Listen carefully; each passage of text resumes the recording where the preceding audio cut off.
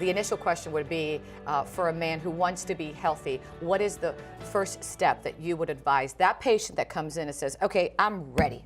Okay, so good. So determination is definitely the key, and actually being ready and being decided that you're willing to do all the things comes with recognizing where the problems may be. So my job is to always interview and discuss and review risk factors. So again, as a physician, you want to try to think of chronic risk factors and chronic medical conditions that may be underlying that are not visible at a skin deep level. So diabetes, hypertension, cholesterol, BMI, all of those numbers are very, very important as a starting point so that we can focus on those chronic conditions which can lead to potential complications in the future, some of which we're going to talk about, that I can begin to address now before they become a problem. Now, we know that women across the world live longer than men, but how much longer? Well, according to the most recent data from the World Health Organization, or WHO, the average American man dies 5 years before the average American woman.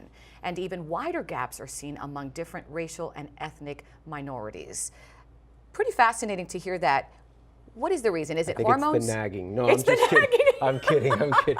I'm joking. No, what? That was great. It's not the nagging. No, Could be some of it, but hormones. Is it the estrogen that Absolutely. we have? Well, the theory is, the common theory that is believed amongst physicians is that women spend the majority of their fertile life, obviously, under the influence of estrogen and progesterone, and that does offer some cardiovascular protection. Again, the organ here, the most important thing that we're trying to focus on is your cardiovascular health, because that's what leads to life and longevity, of course. So women have this hormonal protection that unfortunately does start to go away in their early 50s through a process, as we all know, as menopause.